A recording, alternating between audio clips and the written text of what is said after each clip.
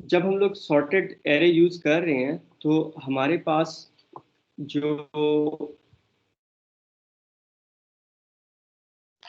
Values हैं, sorted list जब हम लोग यूज कर रहे हैं तो हमारे पास वैल्यूज जो हैं वो हमेशा असेंडिंग ऑर्डर में होगी, डिपेंडिंग अपॉन हम लोग इंसर्ट कर किस तरह करें, या असेंडिंग ऑर्डर में होगी या डिसेंडिंग ऑर्डर में होगी। अभी जो हम लोगों ने लॉजिक इंप्लीमेंट की हुई है इसके अंदर असेंडिंग ऑर्डर में वैल्यूज हैं वो हमारे पास स्टोर्ड होंगी।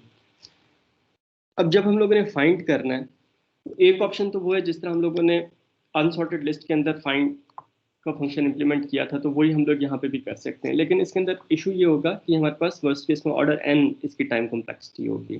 ठीक है, तो लेट्स से इसके अंदर हम लोग कुछ और वैल्यूज भी इंसर्ट करवा लेते हैं।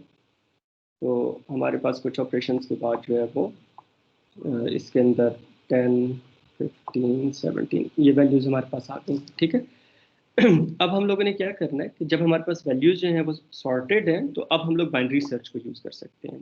ठीक है, बाइनरी सर्च को हम लोग कैसे यूज़ करेंगे कि हम लोग जो वैल्यू सर्च करना चाह रहे हैं, जिस तरह हम लोग एल डॉट फाइंड, हम लोग लेट से 2 को जो है वो सर्च करना चाह रहे हैं। तो अब 2 को जब हम लोगों ने सर्च करना है तो हम लोग क्या करेंगे कि सबसे पहले मिडल इंडेक्स से सर्च करेंगे। ये बाइनरी सर्च आप लोगों ने स्टडी की हुई है। मिडल इंडेक्स से हम लोग शुरू करेंगे, देखेंगे कि 2 जो है वो मिडल इंडेक्स पे जो वैल्यू पड़ी थी उससे छोटी है या बड़ी है। अब 2 जो है वो 7 से छोटा है, तो हम लोग क्या करेंगे, पहले हम लोग पूरी एरे में सर्च कर रहे थे, अब हम लोग सिर्फ इसके लेफ्ट पार्ट में सर्च करेंगे। दैट मीन्स कि अब हम लोग सिर्फ इस पार्ट में सर्च करेंगे। ठीक है, तो अब हम लोग जो है वो फर्स्ट 3 वैल्यूज में सर्च करेंगे, और फिर अब देखें इसका मिडल निकालेंगे। इसका मिडल हमारे पास 2 आएगा, तो अब 2 जो है वो 2 के इक्वल हो गया, तो हम लोग कहेंगे हमें वैल्यू मिल गई। सेटेलाइट डाटा को हम लोग कॉपी कर सकते हैं और रिटर्न ट्रू कर सकते हैं। ठीक है, अब लेट से अगर हम लोग जो है वो 2 को नहीं सर्च कर रहे होते, हम लोग जो है वो लेट से 3 को सर्च कर रहे होते हैं, एल डॉट फाइंड 3। ठीक है, तो 3 के लिए हम लोगों ने क्या करना था कि मिडल एलिमेंट से, हमेशा मिडल एलिमेंट से शुरू करते हैं। 7 से शुरू किया, पहले हम लोग पूरी एरे का मिडल निकाल रहे हैं ना, तो पूरी एरे का हम लोग, हमारे पास मिडल जो है वो 7 आ गया। 3 जो है वो 7 से छोटा है, तो अब 7 के लेफ्ट साइड पे चले जाएंगे।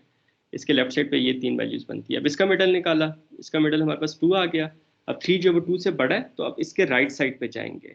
ठीक है, तो हमारे पास ये इनफैक्ट सिर्फ 5 को जो है वो हम लोग देख रहे होंगे, क्योंकि 2 को तो ऑलरेडी देख चुके हैं हम लोग, अब 5 को देख रहे होंगे।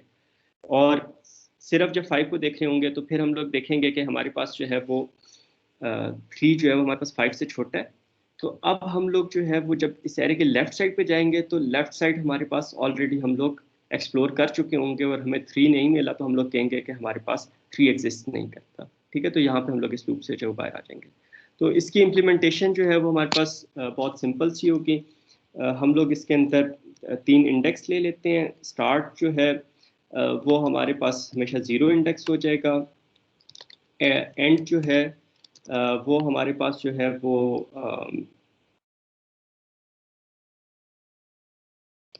लास्ट वैल्यू जो इंडेक्स है n-1 पे पड़ी हुई है ना, तो उससे हम लोग शुरू कर लेंगे। और हम लोग ये कहते सर हैं कि एन से नहीं। नहीं बेटे, 0 से इनिशियलाइज कराया था ना कंस्ट्रक्टर में, तो पहली वैल्यू इंडेक्स 0 पे स्टोर करवाई थी, और फिर n की वैल्यू 1 हो गई थी। तो लास्ट वैल्यू जब इंडेक्स n-1 पे पड़ी होती है, हमारे केस में हम लोगों ने लॉजिक इस तरह इंप्लीमेंट की थी। हम लोग लॉजिक इस तरीके से भी इंप्लीमेंट कर सकते थे कि फर्स्ट वैल्यू जब हमारे पास इंडेक्स 0 पे पड़ी होती तब हम लोग उसे n से इनिशियलाइज करते। लेकिन अभी हम लोगों ने लॉजिक इस तरह इंप्लीमेंट की थी कि हम लोगों ने कंस्ट्रक्टर के अंदर जो है वो n को 0 से इनिशियलाइज किया था, और पहली जो वैल्यू आई थी वो हमारे पास इंडेक्स 0 पे स्टोर हुई थी, और उसके बाद n की वैल्यू को हम लोगों ने इंक्रीमेंट कर दिया था। तो जो फर्स्ट वैल्यू इंसर्ट की थी उसके बाद n की वैल्यू 1 हो गई थी, तो इस वजह से लास्ट वैल्यू जब इंडेक्स n-1 पे होगी। अच्छा जी, ओके, तो ये हमारे पास हो गया। एक हम लोग वेरिएबल ले लेंगे मिडल का। ठीक है, और हम लोग ये कहते हैं कि while start is less than और इक्वल टू एंड, जब तक हमारे पास जो है वो स्टार्ट और लेस जो है वो स्टार्ट और एंड एक दूसरे को एक्सीड नहीं करते, मतलब स्टार्ट जो है वो एंड से बड़ा नहीं हो जाता। स्टार्ट एंड से बड़ा कब होगा कि जब वो वैल्यू हम लोग सर्च करने जा रहे हैं वो एरे के अंदर एग्जिस्ट नहीं करती, सिर्फ उस सूरत में स्टार्ट जो है एंड से बड़ा होगा। तो हम लोग मिड की वैल्यू निकाल लेते हैं, mid is equal to start plus end divided by 2। ठीक है, तो ये हमारे पास मिड वैल्यू आ गई। अब हम लोग ये देख लेंगे जो वैल्यू सर्च करने जा रहे हैं वो अगर हमारे पास इस मिड वैल्यू के इक्वल है। अच्छा, वैसे जब हमारे पास लिस्ट एम्प्टी होगी तो क्या होगा, स्टार्ट में हमारे पास 0 पड़ा होगा, ठीक है, और एन भी हमारे पास 0 होगा, ठीक है। जब लिस्ट एम्प्टी होगी तो एन 0 होगा, तो एंड में हमारे पास क्या आ जाएगा, -1 आ जाएगा। तो ये कंडीशन फॉल्स हो जाएगी, 0 इज लेस देन और इक्वल टू -1। ये कंडीशन फॉल्स होगी तो हम लोग इस लूप के अंदर आएंगे नहीं, इस वजह से यहाँ पे हमें एक्सेप्शन थ्रो करने की जरूरत नहीं है। कमिंग बैक, मिड पॉइंट हम लोगों ने निकाला, देखा जो वैल्यू सर्च करने जा रहे हैं वो मिड पॉइंट के ऊपर पड़ी हुई है। वो कैसे पता चलेगा कि हमारे पास वैल्यू जो है वो डाटा मिड के ऊपर है। बाइनरी सर्च के अंदर हमेशा जब भी हमें वैल्यू मिलेगी तो मिड पॉइंट पे मिलेगी, ठीक है।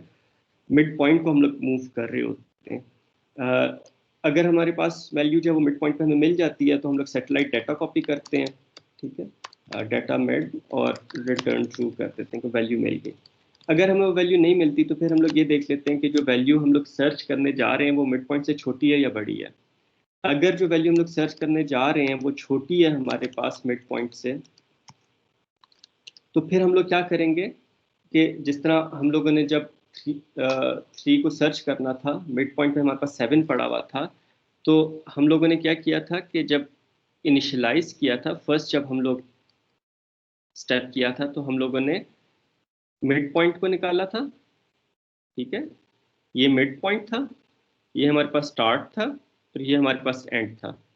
अब जब हम लोग 2 को सर्च कर रहे थे तो 2 जो है वो हमारे पास 7 से छोटा है। तो अब हम लोगों ने करना क्या होता है कि स्टार्ट और एंड को मूव करना होता है। अगर जो वैल्यू सर्च कर रहे हैं वो मिड पॉइंट से छोटी है तो एंड को शिफ्ट करते हैं, एंड चेंज कर देते हैं, क्योंकि पहले एंड एलिमेंट हमारे पास ये था, अब एंड एलिमेंट हमारे पास ये हो जाना चाहिए। जो वैल्यू सर्च कर रहे हैं वो अगर हमारे पास मिड पॉइंट से बड़ी वैल्यू है तो फिर हम लोग स्टार्ट को मूव कर देंगे।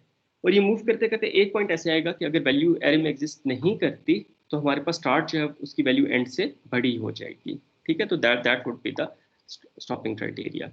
तो अब वैल्यू जो है वो अगर हमारे पास मिड पॉइंट से छोटी है तो हम लोगों ने किसको शिफ्ट करना है, एंड को शिफ्ट करना है। तो एंड हमारे पास क्या हो जाएगा, मिड मिड पॉइंट -1। एक्सीलेंट। और थर्ड कंडीशन हमारे पास हमेशा ये होगी कि जो वैल है वो हमारे पास बड़ी है डाटा मिड से। मतलब फर्स्ट कंडीशन होगी ना इक्वल है, दूसरी कंडीशन होगी लेस है, तो तीसरी कंडीशन हमेशा ये होगी कि वैल जो है वो हमारे पास मिड पॉइंट से बड़ी वैल्यू है। तो इस सूरत में हम लोग क्या करेंगे कि स्टार्ट को शिफ्ट करें। स्टार्ट को चेंज करेंगे। एक्सीलेंट। तो हमारे पास स्टार्ट जो है वो हमारे पास हो जाएगा मिड +1 के इक्वल हो जाएगा, ठीक है बेटे। तो इससे जब स्टार्ट को हम लोग मिड +1 के इक्वल करेंगे तो स्टार्ट को मूव करेंगे। और हमारे पास अगर ये वाइल लूप सारी एग्जीक्यूट हो जाती है और हमारे पास ये कंडीशन ट्रू नहीं होती तो इसका मतलब है कि हम लोग जो वैल्यू सर्च करने जा रहे थे वो हमारे पास एरे में एग्जिस्ट नहीं करती।